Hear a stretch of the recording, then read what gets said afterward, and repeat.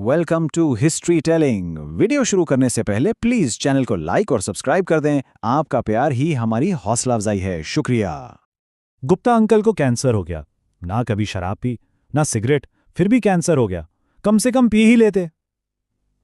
Film queen का ये dialogue शायद मजाक में बोला गया था, लेकिन इसके पीछे एक बहुत ही गहरी और आम उलझन छुपी हुई है जो कैंसर को लेकर हम में से अक्सर के जहन में होती है। हम सब ने ऐसी कहानियां सुनी हैं, बल्कि शायद ऐसे लोगों को जानते भी हैं जिन्होंने हमेशा एक सेहतमंद जिंदगी गुजारी, लेकिन फिर भी इस बीमारी का शिकार हो गए। आखिर ऐसा क्यों होता है? तो आज के इस तज्जिये में हम इसी बड़ी उलझन को सुलझाने की कोशिश करेंगे और ये समझेंगे कि आखिर ये मामला सिर्फ अच्छी और बुरी आदतों से कहीं ज्यादा पेचीदा क्यों है। हम साइंस की गहराई में उतरकर इस सवाल का जवाब ढूंढेंगे कि भाई ये कैंसर आखिर होता क्यों है। ये वो मंजर है जो हमें सबसे ज्यादा परेशान करता है ना। एक तरफ एक शख्स है जो अपनी सेहत का हर मुमकिन ख्याल रखता है, वर्जिश करता है, अच्छा खाना खाता है और उससे कैंसर हो जाता है। और दूसरी तरफ एक ऐसा शख्स जो हर किस्म की बुरी आदतों में पड़ा हुआ है, वो बिल्कुल ठीक ठाक रहता है। ये देखकर तो यही लगता है कि जिंदगी के उसूल ही बड़े गैर मुनसिफाना है। लेकिन क्या ये वाकई सिर्फ किस्मत का खेल है या इसके पीछे कोई ठोस साइंसी वजह भी है? देखिए, इस बात में कोई शक नहीं कि हमारी जिंदगी गुजारने के तरीके बहुत अहम हैं। साइंस ये साबित कर चुकी है कि सिगरेट पीने से 16 मुख्तलिफ किस्म के कैंसर्स का खतरा बढ़ता है और शराब पीने से 7 किस्म के कैंसर का। लेकिन ये पूरी तस्वीर नहीं है। कैंसर की 200 से भी ज्यादा किस्में हैं जो जिस्म के अलग अलग हिस्सों में हो सकती हैं। तो इसका मतलब ये हुआ कि सिगरेट और शराब बहुत बड़े मुजरिम तो हैं, लेकिन कैंसर की हर किस्म की वजह सिर्फ ये दोनों नहीं हैं। तो इस राज को समझने के लिए हमें एक सफर पर निकलना होगा। एक ऐसा सफर जो हमें इंसानी जिस्म के अंदर उसके खलियों यानी सेल्स की दुनिया में ले जाएगा। क्योंकि कैंसर को समझने की शुरुआत हमारे अपने वजूद की बुनियाद यानी सेल्स से होती है। एक औसत इंसानी जिस्म तकरीबन 36 ट्रिलियन यानी 36,000 अरब सेल्स से बना है। जरा इस अदद का तसव्वुर करने की कोशिश करें। ये हमारी कहकशा में मौजूद सितारों की तादाद से भी कई गुना ज्यादा है। गोया हमारा जिस्म इन छोटे छोटे जिंदा टुकड़ों से बनी एक नाकाबिले यकीन कायनात है। और इससे भी ज्यादा हैरान करने वाली बात यह है कि यह कायनात रुकी हुई नहीं है। हमारा जिस्म हर एक दिन तकरीबन 330 अरब पुराने सेल्स को नए सेल से बदलता है। ये एक मुसलसिल तामीर नौ का अमल है जो हमारी पैदाइश से लेकर मौत तक हर लम्हा जारी रहता है। एक तरह से हम हर रोज एक नए जिस्म के साथ बेदार होते हैं। इस अमल को समझने की सबसे आसान मिसाल हमारी अपनी जिल्द है। हमारा जिस्म हर रोज तकरीबन 50 करोड़ जिल्द के मुर्दा सेल्स झाड़ देता है। इसका मतलब है कि लगभग हर 4 हफ्तों में हमारी बाहर की जिल्द मुकम्मल तौर पर नई हो जाती है और यही तजदीद का अमल हमारे जिस्म के हर हिस्से में चल रहा है। जिस्म के मुख्तलिफ हिस्सों में इस तब्दीली की रफ्तार मुख्तलिफ है। जैसे हमारी आंतों की अंदरूनी तय जो हर वक्त खाने और तेजाब का सामना करती है, वो सिर्फ 5 से 7 दिनों में बिल्कुल नई बन जाती है। खून के सुर्ख लिए तकरीबन 120 दिन जिंदा रहते हैं, जबकि हमारे चर्बी के सेल्स को मुकम्मल तौर पर बदलने में 10 साल तक लग सकते हैं। तो सवाल यह है कि ये सारी तामीर और मरम्मत करता कौन है? इस सबके पीछे जो मास्टरमाइंड है वो हैं स्टेम सेल्स। ये हमारे जिस्म का खाम माल है। ये वो जादुई सेल्स हैं जो किसी भी दूसरे किस्म के सेल में बदलने की सलाहियत रखते हैं। जब भी जिस्म को जिल्द के, खून के या पट्ठों के नए सेल्स की ज़रूरत पड़ती है तो स्टेम सेल्स ही ये काम करते हैं। ज़्यादातर वक्त तो ये पूरा निज़ाम बिल्कुल परफेक्ट काम करता है, लेकिन लाखों अरबों सेल्स की इस मुसलसल तकसीम और तामीर नौ के अमल में ज़ाहिर है कभी कभी गलतियाँ भी हो जाती हैं। तो आइए देखते हैं कि जब ये बेहतरीन निज़ाम बिगड़ता है तो क्या होता है। हर सेल के अंदर उसका डीएनए होता है जो इस सेल के लिए एक मुकम्मल हिदायतनामे या एक कंप्यूटर प्रोग्राम की तरह है। यही प्रोग्राम बताता है कि सेल को कब तकसीम होना है, क्या काम करना है और कब मरना है। लेकिन क्या होगा अगर इस प्रोग्राम में कोई खराबी आ जाए? ये खराबी, जिसे हम साइंसी ज़बान में जीनियाती म्यूटेशन कहते हैं, बाहर की चीज़ों जैसे तापकारी या केमिकल से भी हो सकती है, या फिर सेल की तकसीम के दौरान एक बिल्कुल आम सी बेतरतीब गलती की वजह से भी। खुशकिस्मती से हमारे जिस्म के पास ऐसी गलतियों से निपटने के लिए एक ज़बरदस्त दिफाई निज़ाम है। इसके 3 अहम सिपाही हैं। पहला है एक सिक्योरिटी गार्ड जिसे P53 जीन कहते हैं। ये जीन खराब डीएनए वाले सेल को आगे बढ़ने से रोकता है और उसे ठीक करने की कोशिश करता है। दूसरा है एक फिल्टर जो एक खुदकश निज़ाम है जो बहुत पुराने या ख़राब सेल्स को ख़त्म होने का हुक्म देता है। और तीसरे हैं मैकेनिक्स यानी वो जीन्स जो डीएनए की कॉपी के दौरान होने वाली छोटी मोटी गलतियों को फ़ौरन ठीक कर देते हैं। ये निज़ाम वाकई नाकाबिले यकीन हद तक मौसर है। लेकिन यहाँ एक सवाल पैदा होता है, क्या होगा अगर ये मुहाफिज खुद ही खराब हो जाएं, अगर सिक्योरिटी गार्ड, फिल्टर या मैकेनिक ही काम करना छोड़ दें? और बस यही वो लम्हा है जब कैंसर पैदा होता है।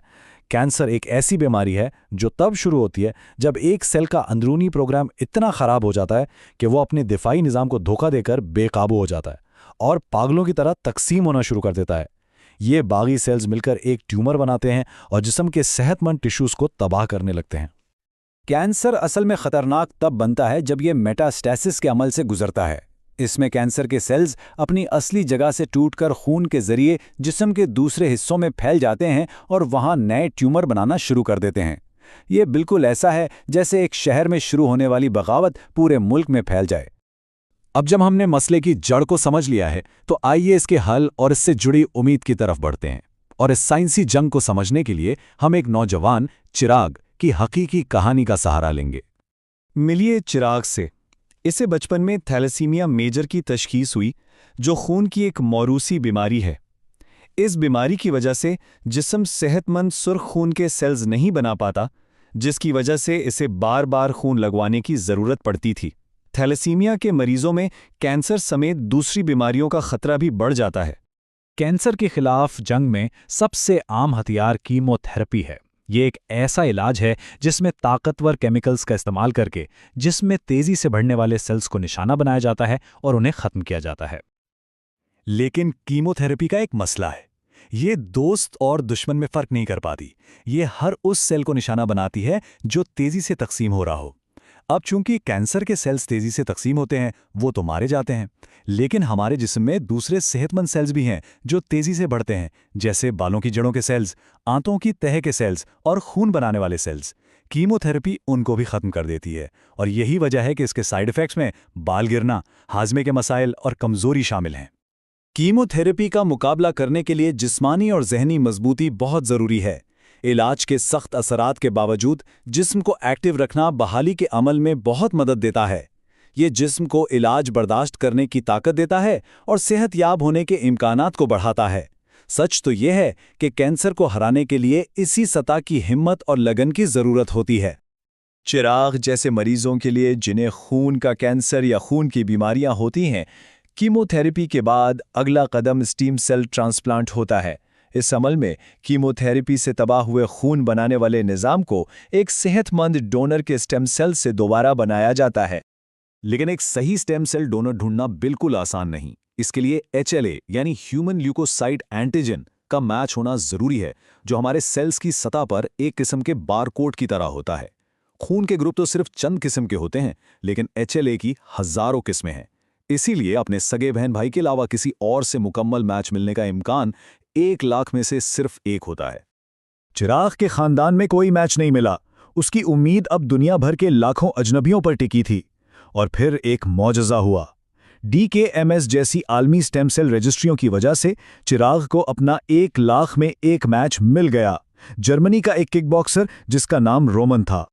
रोमन ने अपने स्टेम सेल्स अतिया किए और वो सेल्स हज़ारों मील का सफ़र तय करके चिराग तक पहुंचे, जिससे उसकी जान बच गई। सेहतयाब होने के बाद चिराग ने रोमन को एक ख़त लिखा जिसमें उसने उसे अपना भाई और एक हीरो कहा। ये कहानी साइंस, उम्मीद और इंसानियत के गहरे ताल्लुक को जाहिर करती है। चिराग की कहानी हमें इलाज की ताकत दिखाती है, लेकिन क्या हम कैंसर से बचने के लिए कुछ कर सकते हैं? तो अब गुफ्तगू इलाज से हटकर रोकथाम की तरफ जाती है और अच्छी खबर यह है कि हमारे पास जितना हम सोचते हैं उससे कहीं ज़्यादा कंट्रोल है। अमेरिकन कैंसर सोसाइटी के मुताबिक दुनिया भर में कैंसर के तकरीबन 42% केसेस ऐसे अवामिल की वजह से होते हैं जिन्हें रोका जा सकता है। ये एक बहुत बहुत बड़ी और उम्मीद दिलाने वाली तादाद है। इसका मतलब है कि तकरीबन आधे कैंसर के केसेस हमारे तर्ज़े ज़िंदगी और हमारे फैसलों से जुड़े हैं। अच्छा, इससे पहले कि हम काबू किए जाने वाले अवामिल पर बात करें, जल्दी से उन चीज़ों को समझते हैं जो हमारे हाथ में नहीं हैं। तकरीबन 5 से 10% कैंसर मौरूसी जीनेटिक खराबियों की वजह से होते हैं। दूसरा बड़ा फैक्टर है उम्र। जैसा कि हमने देखा, हमारा जिस्म मुसलसल सेल्स तकसीम कर रहा है। वक्त के साथ साथ इस अमल में गलतियों का इम्कान बढ़ता जाता है। यही वजह है कि 90% कैंसर 50 साल से ज़्यादा उम्र के लोगों में होते हैं। अब बात करते हैं उन 42% केसेस की जिन्हें हम रोक सकते हैं। इनमें सबसे बड़ी वजह है सिगरेट नोशी, जो तमाम कैंसर केसेस में से 19% का बायस बनती है। इसके बाद आता है ज़्यादा वजन या मोटापा, जो 7.8% केसेस की वजह है। फिर शराबनोशी 5.6%, खराब खुराक और वर्जिश की कमी तकरीबन 5%, और सूरज की यूवी शुआओं से होने वाला नुकसान 4.7% केसेस की वजह बनता है। इन आदादो-शुमार की बुनियाद पर हम अपने खतरे को कम करने के लिए 5 वाज़ेह कदम उठा सकते हैं। पहला, सिगरेट और शराब से परहेज़ करें। दूसरा, सेहतमंद वज़न बरकरार रखें। तीसरा, अपनी जिल्द को धूप से बचाएं, ख़ास तौर पर सनस्क्रीन का इस्तेमाल करें। चौथा, प्रोसेस्ड फूड्स की बजाय ताज़ा और कुदरती ग़िज़ाओं को तरजीह दें। और पाँचवां, कुछ कैंसर से बचाने वाली वैक्सीन्स जैसे हेपेटाइटिस बी और HPV ज़रूर लगवाएं। जिस तरह रोमन ने चिराग की जान बचाई, इसी तरह कोई भी जिंदगी बचाने वाला हीरो बन सकता है। और स्टेम सेल डोनर बनने का अमल अब बहुत आसान है। आप DKMS जैसी तंजीमों की वेबसाइट पर जाकर रजिस्टर हो सकते हैं। वो आपको एक मुफ्त किट भेजेंगे, जिससे आपको सिर्फ अपने गाल के अंदर से एक नमूना लेना है। उसे वापस भेजने के बाद आपका HLA टाइप आलमी रजिस्ट्री में शामिल कर लिया जाएगा। और क्या पता, शायद एक दिन आपको भी किसी चिराग की जिंदगी बचाने का मौका मिल जाए। हमारा जिस्म हर लम्हा खुद को दोबारा तामीर कर रहा है। हमारा हर फैसला, हमारी हर आदत हमारे सेल्स की सेहत पर असर डालती है। तो सवाल यह है कि आप अपने जिस्म की तामीर कैसे करेंगे? ये इंतखाब और इससे जुड़ी ताकत हमारे अपने हाथ में है। इस वीडियो को देखने का शुक्रिया। अगर आपको ये मालूमात मुफीद लगी तो इसे लाइक करें, सब्सक्राइब करें और अपने ख़ानदान और दोस्तों के साथ शेयर करें जो दुनिया की तारीख जानना और अपनी ज़िंदगी को बेहतर बनाना चाहते हैं। और अगर आप पैसे कमाने के बारे में जानना चाहते हैं तो कमेंट्स में मनी लिखें।